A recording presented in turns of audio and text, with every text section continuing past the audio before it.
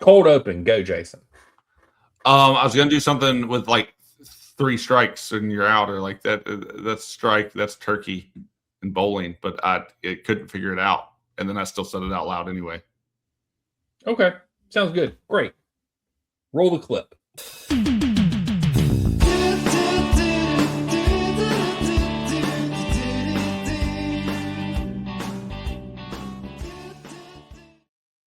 Hello. What clip? The clip. That was the clip. The intro. Roll the intro. I don't know what the hell's going on around here, man. I'm Daniel. He's Jason. We are the Red, White, and Blues podcast. How are you doing tonight, sir?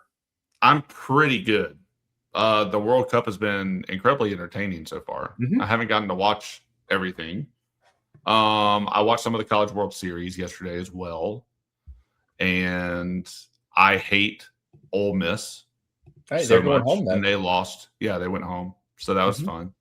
fun. So yeah, it's like there's some fun sporting stuff, and it's been awesome not having to watch Chelsea on the weekends. It And is. yet, my God, we still talk about them. Yep. But how are you?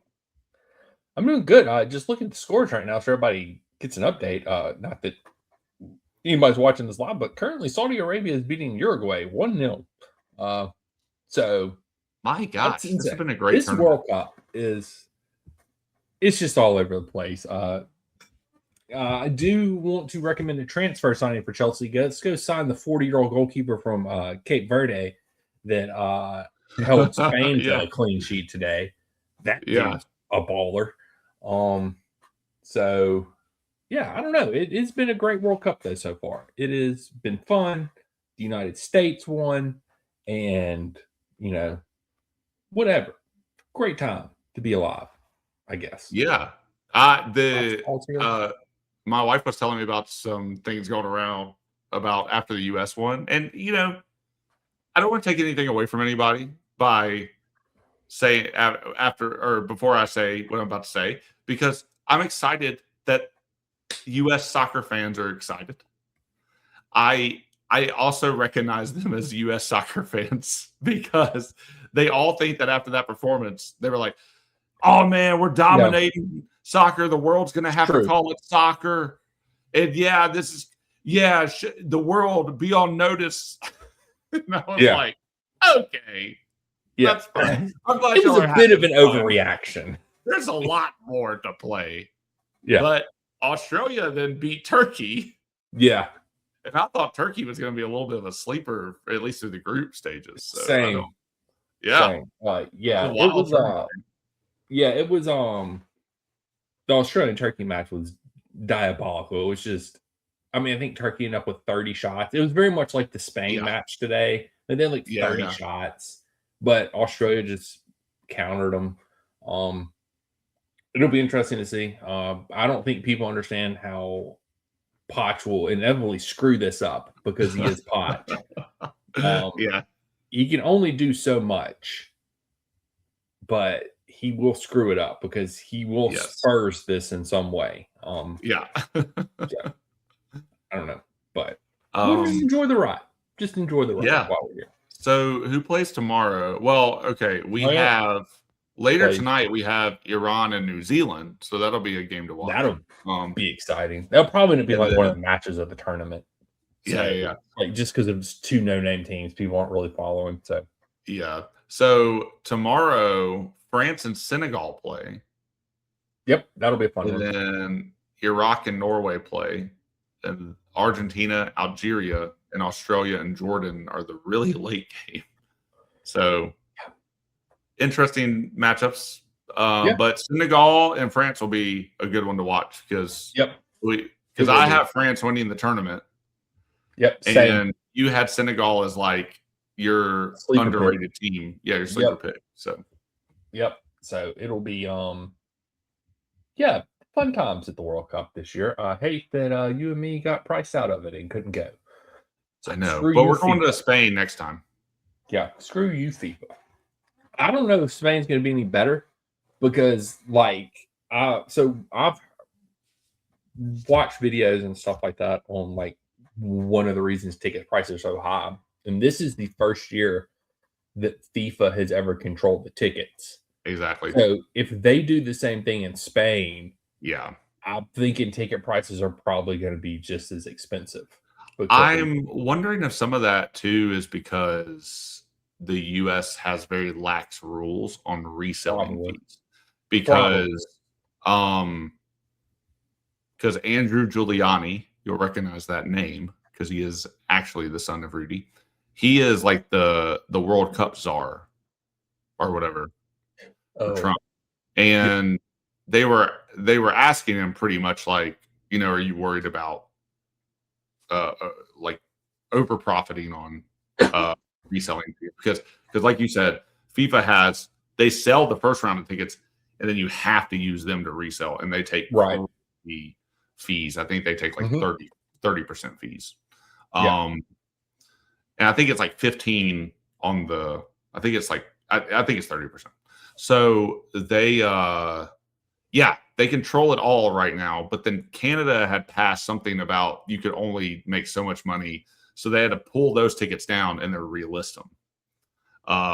So I'm hoping that it's just because FIFA's trying to make as much damn money as possible right now, a and bunch of that assholes is what they are. Spain and Yeah, Portugal will actually have a little bit of or some laws on the books. But yeah, to your greater point about them controlling it, that's what it will take mhm, is some kind of law from the country that's hosting the thing to not let FIFA do what they're doing for yep, US ticket prices right now. yep, yep. And I think it's also a Western culture thing. Like they view the U.S. as having more money than everybody else. Hmm. So like, oh, we can just take advantage of that. True. When there's a lot of us normal folks that don't have a lot of money that would like to go to these matches Yeah. and would have gladly paid $100 a ticket Right. to go watch a match. Sure. That's Gladly paid reasonable to that. me. That's Yeah. reasonable. Yeah. I didn't even have to have a good seat for $100. You could have stuck me in the nosebleed and I still would have gone for Yeah. $100. Well, we would have But just gone to drink and have fun and right. see a team, just be at the World Exactly. Cup. Yeah. I'm not paying $1,000 a ticket. I'm sorry. That's just stupid. So Yeah, not happening. like, no, it's not happening. So it's just like, whatever. It Well, and is what they're it is. already oh, sorry, yeah. They're Oh already no, go ahead. doing the narratives on 99% capacity. And Yeah. so some people are calling bullshit. FIFA feels the need to defend it by saying that people decided to stand in the concourses instead of sitting in their seats. So I don't know, man. I They're gonna make their money regardless. Right. So I like they are already profitable from this, There even if they are overstating the attendances. But they're saying 99% attendance. I don't think that no. that's true. Nobody. It's they but the thing is like articles about like the attendance and there being empty seats get written in every World Cup Yeah, because true. there's just certain matches people aren't going to go to. Like it Yeah, doesn't really like you're trying to charge $700 for Timbuktu versus the Fiji Islands, or some shit like that. Nobody's going to go to that because they have really small fan bases. They might travel a little bit, but like you're not. That's just not an in-demand match, and you're putting it in a 80,000 seat stadium.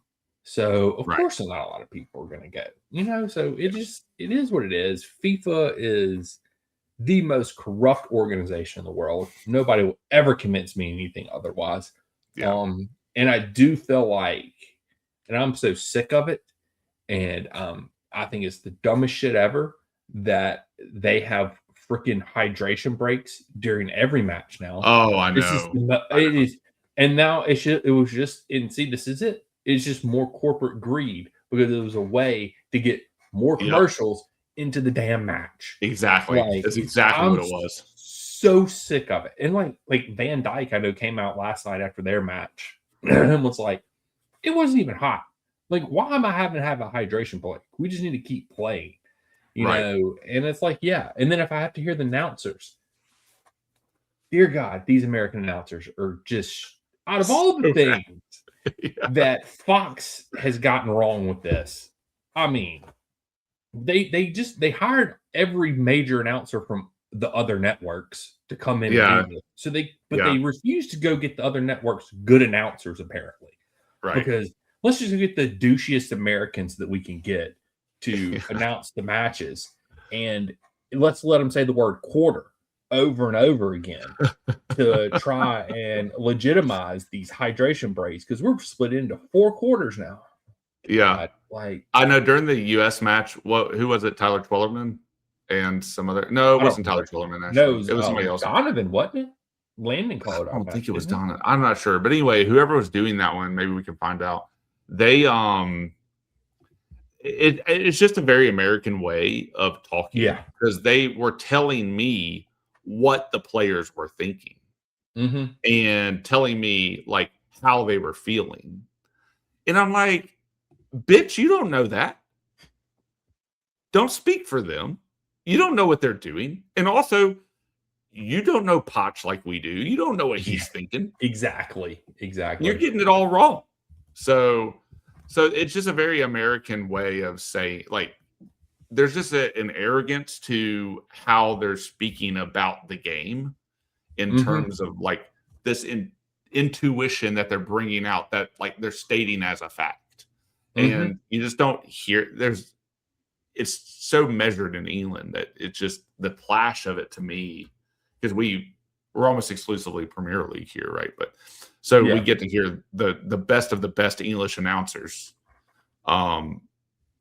versus this kind of like fact presented as fact opinion about what the other team is doing or thinking or whatever. And they're not actually talking about tactics. They're just like, see, and they're doing that because of this. And I'm just like, okay, there's a way to talk about this where you don't sound like a total turd bag, but it just is what it is. So I think that I haven't been eloquent in how I described that, but I think that was probably what got me the most. Is there's a brashness. I'll say brash. Brash is probably better than arrogant. That's a good way to put it.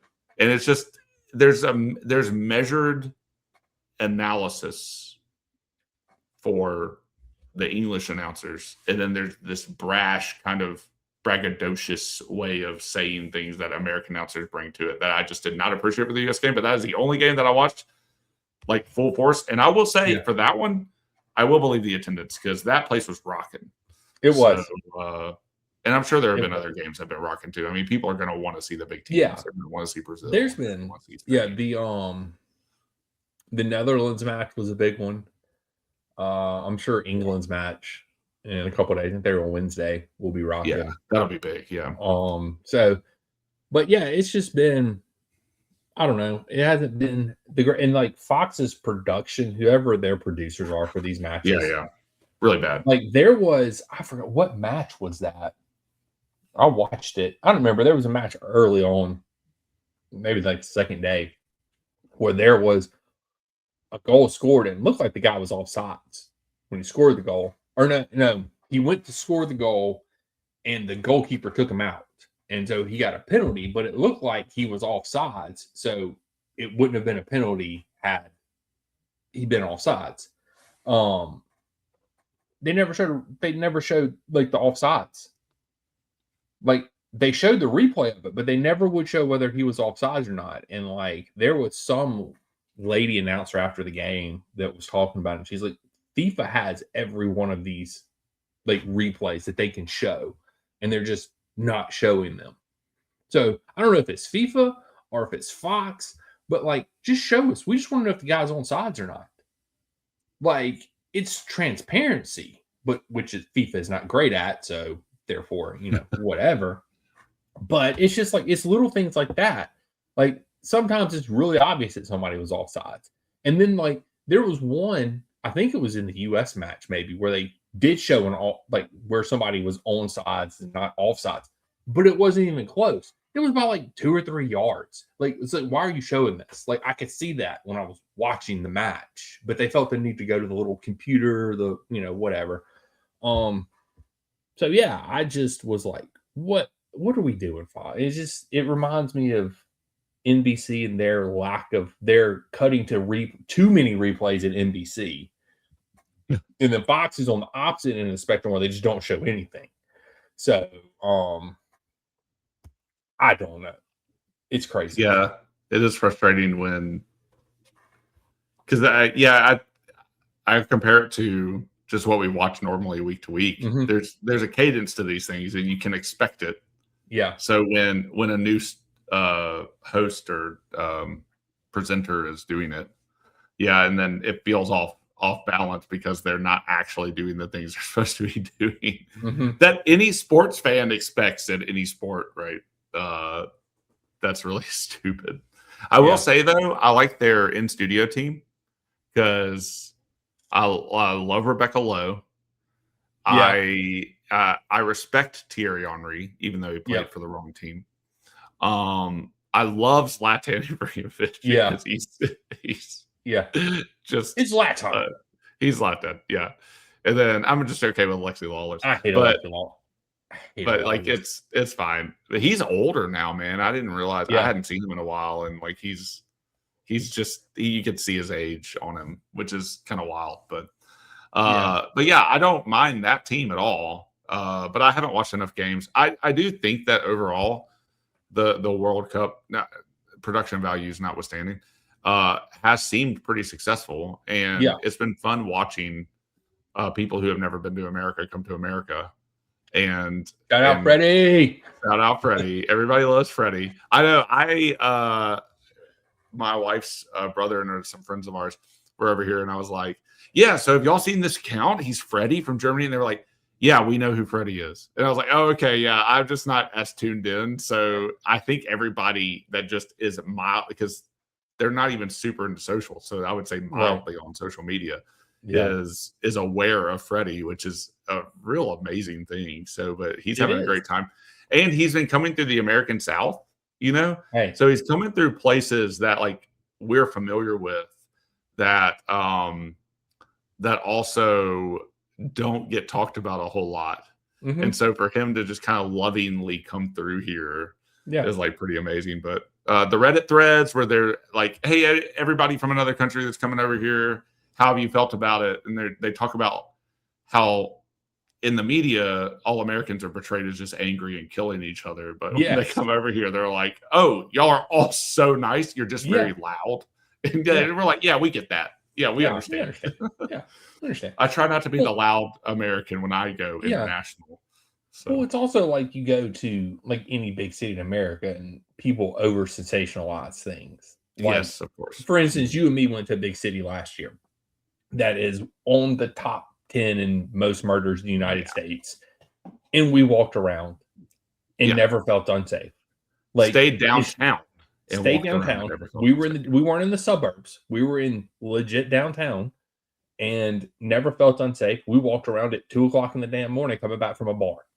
Like not a lot of cops on the road. We saw like one or two. But it was also one of those things like, these cities, every city has bad spots in them. You just have to know where not to go. Like, and that's going back to the small town that you and me grew up in. Like, it might not have been murder, but there were spots in our town that like we just wouldn't go to.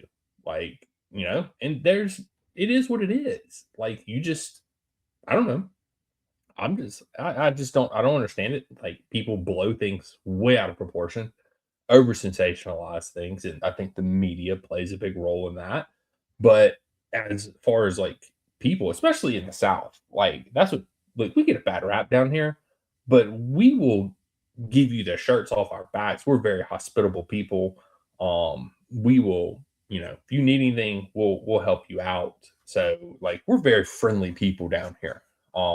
So I don't know, but yeah, I was driving back from your house this past Chelsea season last year, and I got a flat in like the middle of the night on a major highway. And nobody around, and these guys just showed up, and I was like, "Oh shit! Oh shit! Oh shit!" I was like, "Kristen, prepare to run," and just some good old boys, man, that just were like, "Hey, we've been at the rodeo. Do you need any help?" I was like, "No, I think I got it, but thank you." But like, it just, I'm, of course, that's like a personal story, isn't it? A personal anecdote. I'm not saying everybody has that same experience, but I would say most of the time, even people you disagree with, like especially in the South, Mhm.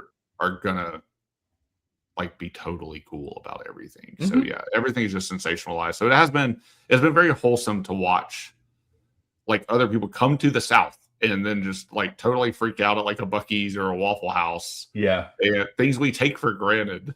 And they're like, this is the most amazing thing. And they're like going through like very small towns in Alabama. And they're like, this is the most beautiful town I've ever been in. And so it is, yeah, it is nice. And then for everybody just to realize, like, yeah, like even though America seems crazy right now, Mhm. maybe in the media, it's not quite like that Yeah. in our day to day lives. No. So yeah, It's it's not been as fun. crazy It's as been it's made out wholesome. to be. Yeah. Yeah. The thing about America that we also are very aware of is that it is huge and it does take hours to get to places. People And you don't just realize have to that. yeah, you just have to be okay with it. Because Kristen, my wife, just doxed her. My wife and I really love England. And so when we go to England, we'll talk to people sometimes that are like, oh man, you drive an hour to go somewhere? They just do not, but they're not super huge car culture either, but we've had to be just because America's so big. Mhm. So it was like, we really want to go to the stores, but it's going to be a 3 hour trip. And then you just Yeah. go to a 3 hour trip and then you Yeah. just do it.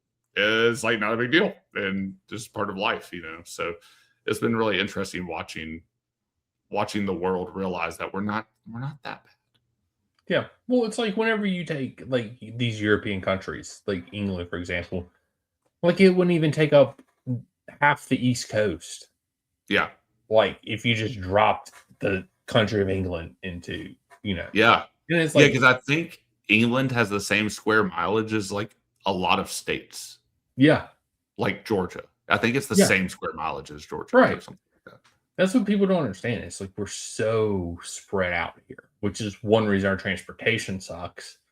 Is because like we Yeah. don't like you look at Europe, it's all connected by rail. So that's because you're one on top of you're like all these small countries are right next to each Mhm. other, and you can do that. Like, Right. Like your major cities are like a few hours away from each other, whereas yeah, like our major cities are like double that yeah. between each other. hmm So It's crazy. It's crazy. Well, I hope you enjoyed that World Cup roundup. I'm glad we got Because to now talk it's about it. time to talk It's been fun. some Chelsea. No Chelsea news.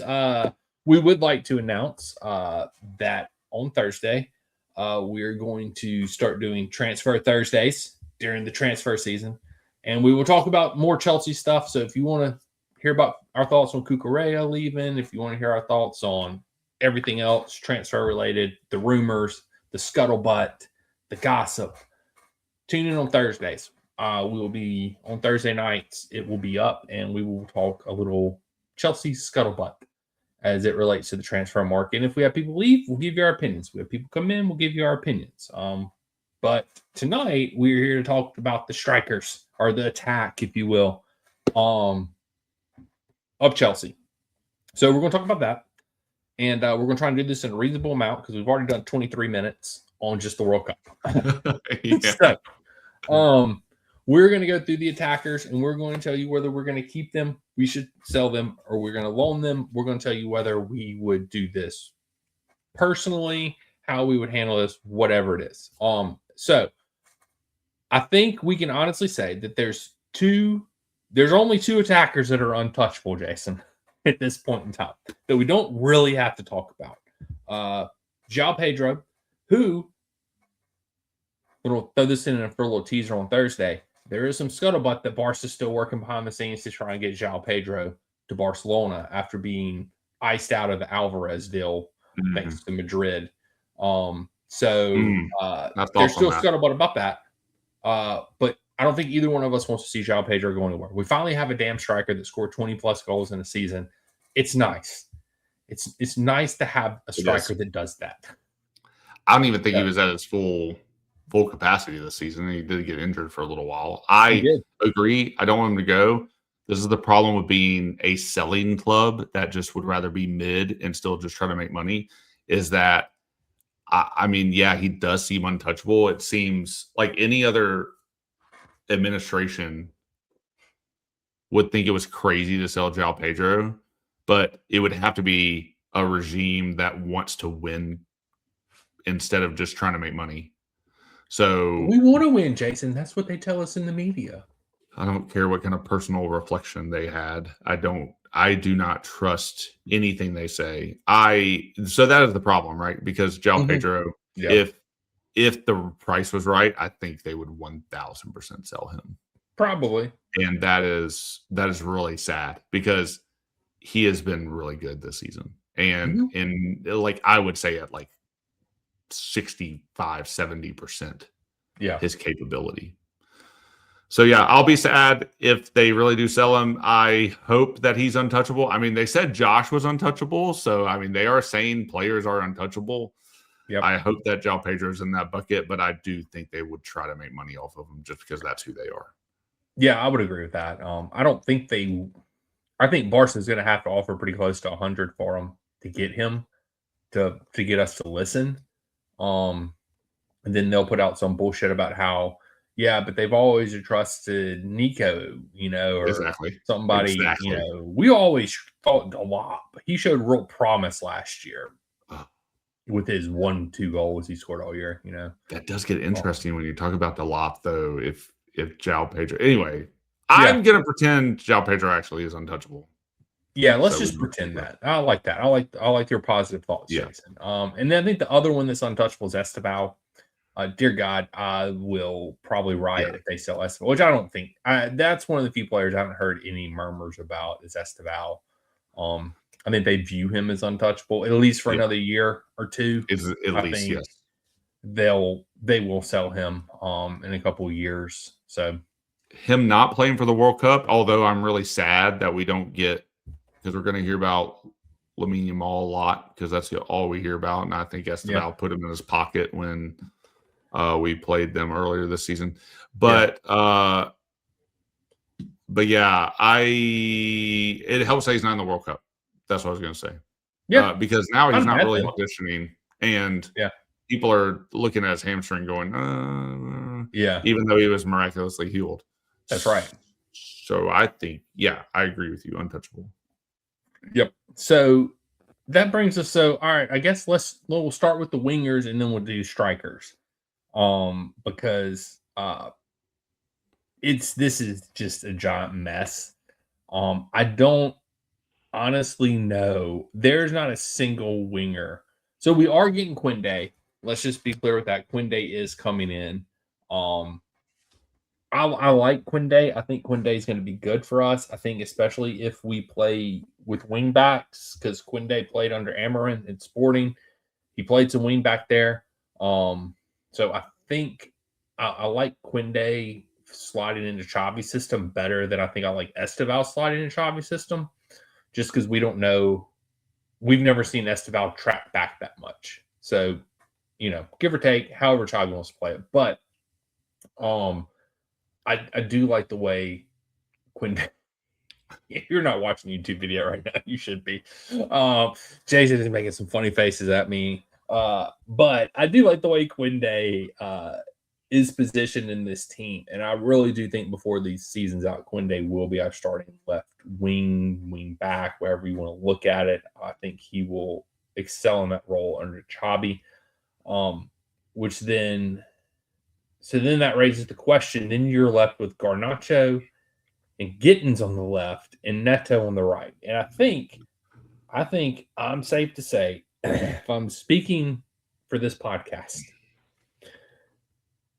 we don't like any of these players. Correct. None of them. Yes. Garnacho, we were adamant, do not buy Garnacho last summer. That this podcast took a stand. We don't want Garnacho. We heard that Gittins was signed, and we said, who? And then we saw the price tag, and we just, whatever the hell that is, I don't know. So yeah, I don't like. We spent, I think it was like 80 something. I think it was 80 million. I think it's 120 million between Garnacho, Gittins, and Delap last summer for 3 flops essentially. But Garnacho and Gittins, they're not like Gittins. Maybe I guess keep them because you're not getting your money back for him. And he was injured for the majority of the season last year, and he had glimpses of brilliance. But I mean, it worries me that when I think so Bayern Munich went, they were talking about signing Gittins this past summer too. And they went to the manager that was at Dortmund, who I think used to be at Bayern at some, I don't know, he had some connection to Bayern or whatever. But they went to him and he said, don't sign him. His attitude and training is poor. Like he's not Byron quality. But yet Chelsea decides to go spend 60 million on him for some crazy reason. And I didn't see like Esteval. If you were told me paid 60 million for Esteval, which we didn't, which is crazy to think about. Like we paid more for Gittins than we did Esteval. Like, and I saw Esteval play this year. I said, okay, well, I can see why you paid 60 million for him. I see the glimpses of brilliance within Esteval. With Gittins, I see hardly anything. Every now and then there's a little something, but I don't know. I mean, you can't blow everybody up. So you got to keep some people. So, I mean, like, I'm all for selling Garnacho. I hate Garnacho. Didn't like to sign to begin with. Maybe you can fleece somebody out of breaking even with Garnacho. That would be about it. Because he was, 30? So if you're amateurizing that over 5, that means 6 million. So you still have 24 million left on the books for him. So in order to break even, you have to sell him for 24. So, and that's just breaking even. That means we have nothing left to spend. Get rid of Garnacho. And here's the problem that we're going to run into, and this is going to be with every one of these players, Jason. Who is going to buy these people? That's the problem. Who's going to buy these players? That is the big question, because I was just looking at Gittins. We paid 56 million for him, and his market value now is 30. We tanked that in a year. Good job, guys. I hadn't looked up Garnacho. I was also trying to see how many corners we scored this season. In the Premier League, it was 11. Why are you looking at that random stat? Because, so sorry, Garnacho is worth 28, and we bought him for 46. I believe we could have had Sancho for like half of that. Yes, we could have. I'd rather just kept Sancho. But they're the same player. Is that exactly? They're both scared to take people on. There's not a whole lot of quality on that side. We tend to cross more from our right side with Neto. Yeah. So I was just looking that up because historically, and again, this is going to be different this year because we can never just talk about any sort of stability around here, except for last season when Maresca survived. But we have not been able to break teams down at all. It doesn't even matter if they're playing a low block. It's especially a low block, but it doesn't matter how they play. We can't break through. So then inevitably we try to get some balls going on the right, and we're usually just long balling it to Neto a lot of the time because he's got the speed. Now, when he brings it down, not always, but when he does, he tries to do a little crossover there because none of our wingers can do any take-ons at all. So all somebody has to do is step out of their box and come at them. And they're either going to win the ball or there's going to be a shit corner or a shit cross, right? So I was just looking at like corners just to see how good we are at scoring off of a set piece in general. Because we don't have that many targets in the box. And so we don't have that many people crashing in the box. Because for a while at the beginning of the season, it was a joke because Cucurella was the one that was crashing into the box scoring off of crosses and corners or crosses. So I actually meant to do crosses as well. So anyway, that's why I was looking that up. Because we just don't have that many targets, and this might change. Apparently, we scored a league leading from back post crosses during the season, 10 goals from back post crosses during the season. But I don't know if that's where that's from, if that's from this season or not. That's just what AI gave me. So, but that is back post crosses, Chelsea's most reliable route to goal. So yeah, I mean, maybe crosses were better than I thought. But then the flip side of that, right, is that's all we had outside of João Pedro. Yeah. So if it's 10 from corners and 10 from crosses, then João Pedro scored 20 on his own. And how many goals do we have this season? Like 60 or something? Let's see. We only scored 58 goals. So that's where 40 of the goals came from. So it's kind of interesting. And then I don't know how many penalties we scored. So it just goes to show that, like, Man City had 77 goals. Aston Villa had 56. So we actually scored more goals than Aston Villa. But we can't defend, so that's a problem. Man, what's crazy is that Villa, they scored 56 and let in 49. And we scored 58 and let in 52. We need to deep dive into that because they just found a way to win, and we can't find a way to win. So I think my biggest problem with the wingers is that they just are not creative enough to just not cross. And that's all we can use them for. Yeah.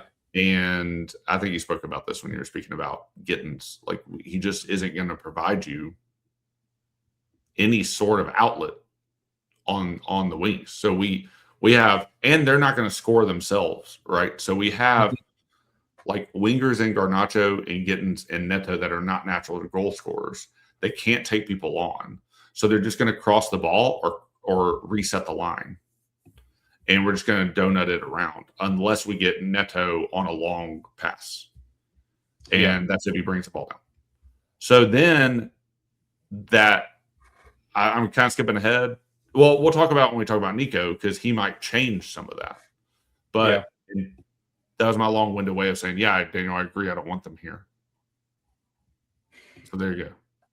Yeah, I mean, it's one of those things. Like, I feel like that we, like with Esteval, like he is the opposite of every other winger that we have. Like, because he takes people on one-on-one, he can cross the ball, he actually scores. Like, he's the anti-Neto, Gittins, and Garnacho.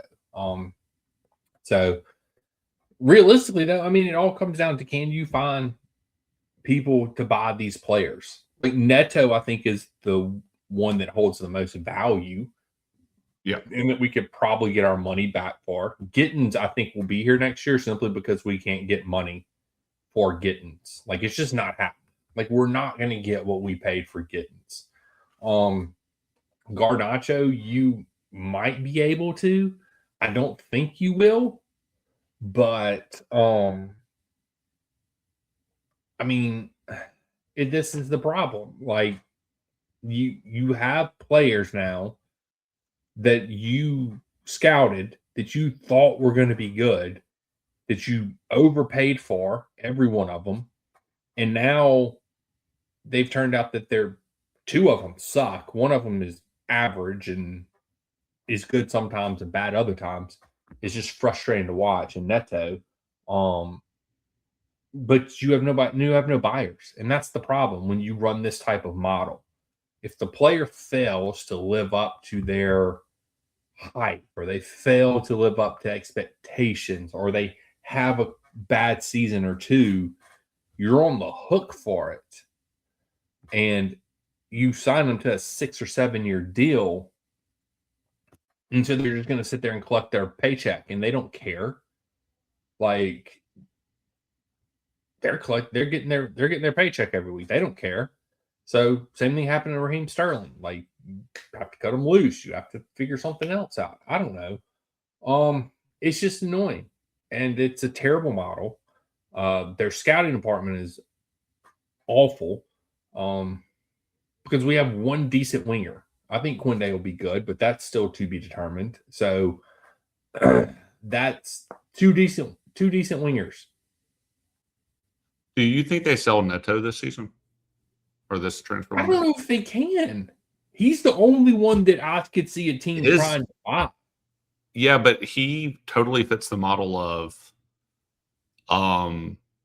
Madueke to me in terms of how you can milk value from a guy who is 26 right now, Yeah, still has like his prime years left, yeah, is very fast, yep. and FOTMob has his value at 75 right now. Which we'd make a profit if we sold him for 75. I don't think we'd Yeah, sell him. I think this is the year to sell him, if not the next year. But Yeah, and if they have a buyer for it, I agree with you. He's the easiest one to find a buyer for. Yeah, Nobody wants Garnacho and Giddens right now. correct. At all. Yeah. Yeah. But then who else is on the right? We have him and we have Esteban. That's it. Yeah, that's what I'm saying. That's like, it. So, like, I don't think you trust I don't think it's clear. Like, they're still gonna manage Esteval's minutes because he, God forbid, a 19-year-old actually played 90 minutes a match and actually gets a run in the team and gets a shot at everything. So I don't know. I mean, how do they manage that? So Neto, I think he's the easiest one to move. And I mean, if somebody bid 75 million for him, I'd say good riddance. But at the same time, it's like, who are we gonna go get? That's the problem. Because we don't have any money. And they're already saying they're gonna buy an attacker. So yeah. What do you do at this point? Because I mean, I think you have to get rid of Garnacho because you can't get rid of Gittins because you're gonna lose too much money. Like it just doesn't make financial sense to get rid of Gittins. You can loan Gittins out, maybe get him some playing time. I mean, we had somebody that was just as good as Gittins, if not better, in Tyreek George. And it's like, why are we getting rid of one when we didn't have to spend 60 million on the other one? Like one was free, he was homegrown, he was a Cobham, and it doesn't make any sense. So you have to get rid of Garnacho. I just don't know. I mean, that's my thing. Is like we're supposed to tell you whether they're going to be like we want to sell every one of these players. That's the point we're trying to make. The antithesis of that, the counter argument of that is who is going to buy these players? Because nobody's going to buy Garnacho. Nobody's going to buy Gittins. Somebody might buy Neto. I think he's the easiest one to sell. Yeah, I would agree with that. I don't know. I think I know we're talking about wingers, but like this is a great segue into the other elephant in the pitch. Delap. Yeah. Also, I mean, I don't know. There's been like some rumblings that some of the smaller clubs, I forget which one, would want to buy. Everton was one of them. And great, he might. I actually think he fits their profile pretty well. He seems like an Everton player. He does. But yeah, but then Nico comes in. You don't really need Delap at that point. And wait. But we've got a mega too coming from Strasbourg. Oh, right. Exactly. So right now, Jason, we have 5 strikers. 5 strikers on the book. Including Mark Guiu. Yeah, you got Zhao, Delap, Guiu, Nico, and Amaga, Mega, whatever his name is. Yeah, Manuel. That's absurd. 5 strikers. That's absurd. And none of them outside of João Pedro are good. Yeah. I mean, Nico is the question mark in all this because, like, he can play on the left. He has great chemistry with Cole Palmer. He has scored goals in the Premier League, but his disciplinary record is terrible. He goes through spells where he doesn't score, long spells, and then everybody gets annoyed with him, and then he'll go 3 or 4 or 5 matches in a row where he scores or gets an assist, contributes something, and he, I mean, has Premier League experience, and it wasn't like the thing is he wasn't terrible. He just wasn't like João He's Pedro not either. João Pedro good. Yeah. Right, exactly. So, I don't know. I mean, it makes the most sense to keep, as crazy as it sounds, it makes the most sense to keep Nico because he is versatile and can play on the left if you need him to. I don't know how well he'll do in Xavi's system I don't know how well he'll do in the system. Because obviously if you're playing with wing backs, I don't really think he can do that. I don't want Nico defending shit because that's like first match red card automatically. Yeah. I mean, he already got a red card in the World Cup. So yeah, it's like that. So it's one of those things. I don't like Delap isn't good. Delap isn't good enough. Gooey is gooey. I don't know how good or how bad he is because he doesn't ever play because for whatever reason, all the managers kept trotting Delap out there, even though he did absolutely nothing, added absolutely nothing to the team, to the match, to anything. But they kept trotting him out there. And then you've got Emmanuel over here that we're getting in, who already clearly has a piss poor attitude. That's been shown at Strasbourg. He was hurt for a chunk of the season last year. And then it's like, so he just seems average. So you have to loan him out. You have to loan I mean, I imagine we loan Guiu out or we sell Guiu because he's been here for like 3 years. We actually might be able to make a profit off of him. And then you're left with João, Delap, and Nico. And if you can move Delap, you move Delap. But I don't know. I mean, I think, your suggestion about the smaller clubs you want him, that's the only place he can go. So one of the smaller clubs rumored that one somewhere now is Tottenham. I hadn't seen that one, but whatever. Club. Small club, yeah. Yeah, God bless him. I know he wants to stay, but he needs to get out of here. That leaves you with 4. But then I think you could make a little bit of money on Guiu as well. Or you could move Guiu. If you can move Guiu and Delap, then I guess you have to have João Pedro, Nico, and Omega. So, which is, I mean, it's not the end of the world to have Nico back. It's not, but they were so adamant to sell him last summer. Right. And nobody would pay for him. That's a prime example of them buying players and then not being able to move them. Yeah. They bought Nico, and it's the story of the club. They overvalue him because they want X number of dollars, just like they overvalue our shirt sponsorship and they overvalue everything else in the club and can't get deals done because they think shit's worth more than what it is. They overvalue Nico, and of course, no club is going to touch him at that value because it's not worth it to them. He's not a $50 million striker, or however much they were asking for him last summer. According to Spot Mob, he's worth 51. I don't know. He's not. He is like a $30 million striker at best. He's still 24. Yeah. He's played for us and Bayern.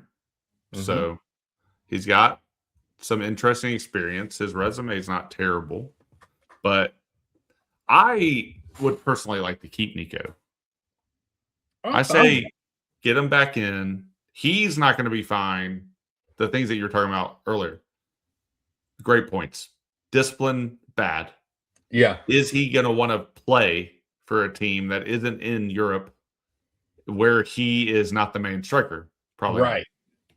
Not. Yeah. Which is another thing that is the dark cloud raining on this parade is not Europe, having no Europe. Mm-hmm. Because I know that we're going to talk about this probably more in depth on our Thursday show. But does Cucurella stay if we have Europe? Are the players more motivated to care if we have Europe? There are real stakes involved if you have Europe that are not as prevalent to just be there if you only have the league, right? Mm-hmm. And then it creates an atmosphere of competition where you're competing for spots. Right now, we don't need that many players because we don't have that many games to play this season. Unless the only way we're going to get a decent amount of games is if we make deep runs into the cups. And I know that we're starting a little early, so give us 1 or 2 extra because we finished so low. Yeah. But this is why Europe was really important. And this is why these things matter and how you're building a squad for the future and not just building a squad to sell players. Mm-hmm. Yeah, so we've kind of touched on everybody here. I'd be okay with Giyu left. I don't see any point in Giyu being here either. I would definitely be okay if Delop left. It just did not work out for him here, and that happens to a lot of players. It's fine. Mm-hmm. And I'd be okay if all of our wingers left, but that's crazy. That's crazy to be okay with it. But like, how much depth do we need? How much can we get away with? Yeah. It's like you said, if Nico wants to play on the right, where Nico is really great, Nico makes really great runs. Mm-hmm. He does hold up play really well, and he's able to hold up the ball and pass it on in really amazing ways. He is competent in front of goal, although inconsistent. But Nico, you can see that he has like a progressive thought pattern in how to get to the goal. Mm-hmm. Neto is like, run, cross. Oh, nobody was there. Okay, run back. Dang it.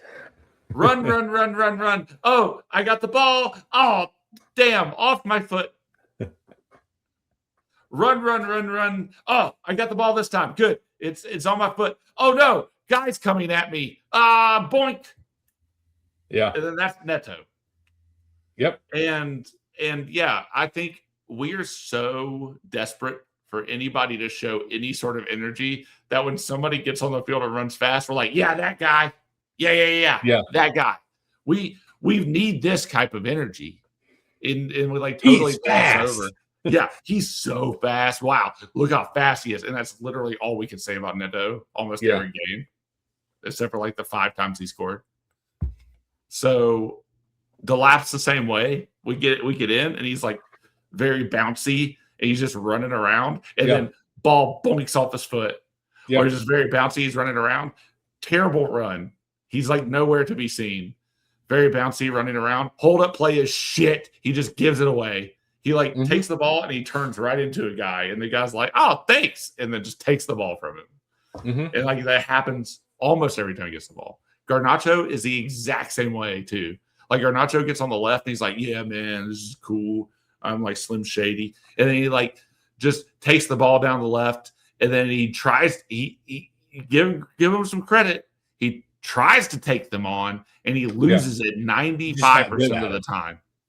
He doesn't know what to do. He's just like, I'll try to go through his foot. That seems like the best way possible. And he has no skills off the ball. And so, like, they just don't think in any way that is progressive. And, like, that is what and Gittins is non-existent to me. I don't even remember him. I barely remembered his name. I just happened to catch his name to the left here. So that's where you see a player like Nico, you see a player like Palmer, you see a player like Zhao, right? You see a player like Enzo, Caicedo. There's like, and especially Esteval, it's like in our winger conversation. Yeah. They just think progressively. Like they just have a mindset that is proactive, forward thinking, knows how to utilize the skills they have. And that's why we're commanding such a high price for Enzo. That's why a player like Cucurella, even though he is struggled at times at Chelsea, has kind of come into his own, like right at his prime, which you would expect.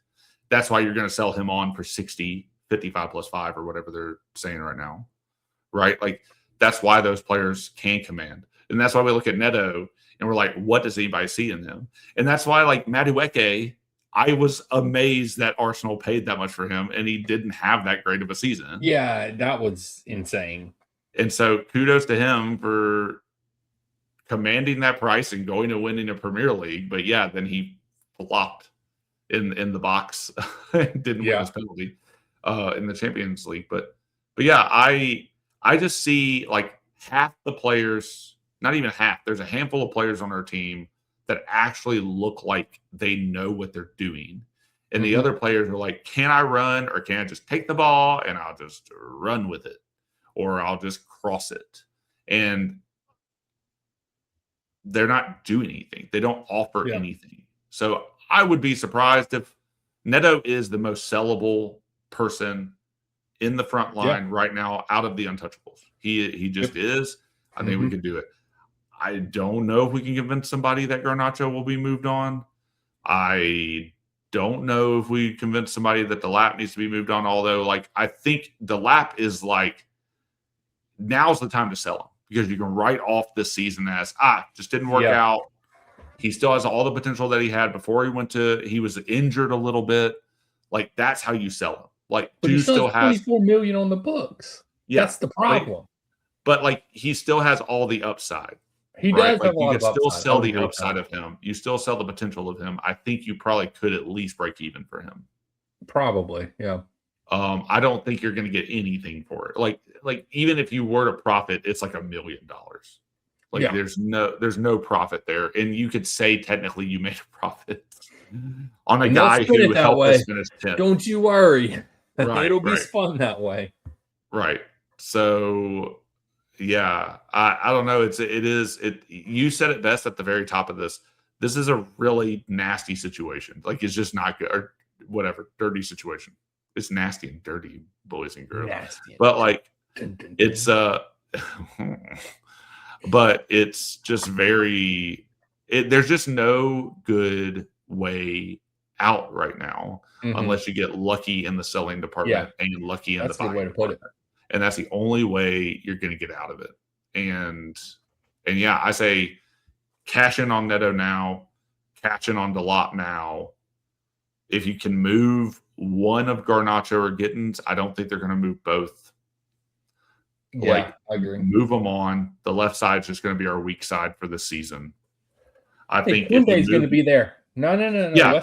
Left side, strong side. I agree. I think left side, we'll have Kunde. He's gonna have some getting up to speed, I think, unless he just pulls an Esteval, and then hopefully that's true. Hopefully that happens. But I mean, Garnacho's been in the league forever. He hasn't got up to speed. That's true. But Garnacho's very young. So is Gittins. They're both like 21 years old. So that's how you just sell the upside. You just sell the upside of them. I mean, yeah. I mean, you have to. The same. You can loan Guiu out. Yeah, I mean, I think that's what's going to end up happening is we're going to end up loaning all these players out because nobody wants them. Right. I think that's what we're sort of going to be left with because nobody's going to want these guys for the price that we're going to like. We're going to probably want 40 million for Garnacho. What did Garnacho do in the last year to increase his value? You know, like what did Delap do in the last year to increase his value? So it's one of those things that's like, I think it's just going to be a bunch of loans. Like maybe Guiu moves on. Like maybe. I think Delap is like you said, like he's the best potential to move on. But will somebody pay or will we overvalue him? Will we try and say he's worth 40 million now? Just get him off the books, man. Yeah, like what are we? I don't know. It just depends on how. Like I just don't see anybody coming in for these players because they're not good. Except for Neto, he's the only one that has any upside. Yeah, that could fit the system. You're buying potential. That's it. You're Mhm. just buying potential here. If you could sell the potential, that's the way to go. And I don't know how we're gonna go out and replace people. Like, I don't know where the money's coming from. Like, because you sold Cucurella. If you sell Enzo, yeah, you got a little bit of money to work with, but not a lot. You didn't win any competitions last year. You're out of Right. hotels to sell. You Uh, got Kings Meadow, dog. Kings Meadow, Cobham is about it. About the only two things you got left to sell, buddy. And they'll probably get sold. So I don't know. I don't know. It sticky situation, man. It is. It's a mess we're in right now, and it's all because of incompetency in upper management. Upper management has put us in this position with the shitty players, with the shitty purchases, and then they're going to continue to just spin zone, spin zone, spin zone. Yeah, I hope Shabby sees some things in this team that like we can't from our vantage point. Yeah, Because he had to have like looked at the squad and that was part of his consideration yeah, for taking the job, and he has to have seen something or some of those early talks with, because apparently he is involved in some of but the decisions, right? But they say like, he's involved. We well, he haven't has a even seat at, technically started yet. yeah, So yeah, yeah. He has a seat at the table technically. So I'm imagining they did talk strategy. I'm imagining he's looked at the team and has gone, I can win with some of these guys, and hopefully he sees something there. So God bless him. I think that he's a saint for taking on this really, what is 4 years in, a really shitty project, yeah, and is on its last breath unless Shabby can get something out of this season, because yeah, you can only go so long with talking about how you're building for the future, and mhm, this is the future that you said wouldn't happen. right. Yeah, yeah. I don't know. It's a frustrating situation. I can't even tell you where everybody's going to go. I think we're just going up with a bunch of loans because, or we're going up with a bloated squad again, where we don't have enough player. We have too many players, too few positions, too few minutes, and that's going to be a problem. So Yeah, I think we simultaneously made ourselves sad on this and created a situation where we need to talk about who we want to bring in. But on this grand opening of the transfers day, we'll have plenty of time to talk about that on Thursdays. yeah, on Thursdays. Yeah. So join us on Thursdays for our new show, Transfer Thursdays. Um, yeah, that will be fun times there. And this is not fun times here talking about this bullshit. So I not don't fun. know. Yeah, we've got a couple things lined up for the rest of the summer. Jason and me are going to rebuild the squad. We're going to have £1 billion each, and we are going to rebuild the squad. We also need to review the new kits that are out. We need to, yeah, and Thursdays will be reserved for transfer rumors and news and whatnot. So, yeah. Anything else you want to add, Jason? Anything that I missed? Nah, we uncovered every damn stone of this squad. Mm-hmm. And we got to the very end because we started all the way back with Bob and we Mm-hmm. got to the very end, and now we are really sad. And that Yeah. saddens me because I want to be Depressed. excited about the season. Yeah, we're Yeah. depressed. We're I mean, depressed Chabi Chelsea. is literally the only thing to be excited about. It's like, Sure, that's it. sure. Until we So, start hearing some news about some transfers, I guess, until things are but real and we start the season, I don't know only what's going those to would happen. be exciting. Like, That's all we have to look forward to, though. I know we have to look forward to, but I think it's going to depress me more because I don't trust these morons to actually buy decent talent. Yeah, So, anyway, tell I these people agree. where they can find us, Jason. X, Instagram, Substack. Check us out. Things will happen by the end of the summer. Count on it. Been saying it for 4 years. At Red White Blues FC on all the things. Yeah, the question is, will there be good or bad things that happen for them this summer, Jason? Well, I was talking about things that you and I are going to do. Those are the good things then. Those are going to be, as the kids say these days, the tits. The tits. Yes, the tits. Yes. So we're doing that. And then you can watch us on YouTube because we're on that platform over there where you can like, subscribe, follow, and you can see all of Jason's funny faces that he makes at me during the podcast that makes me break. And then you can listen to us on Amazon, Apple, Spotify, wherever you listen to your podcast at these days. We are there. And until next time, until Thursday, we will catch you guys and gals on the flip side.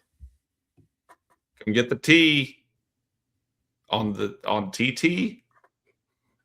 Church of Thursdays. T on the TT. Mayors of Tinkletown here.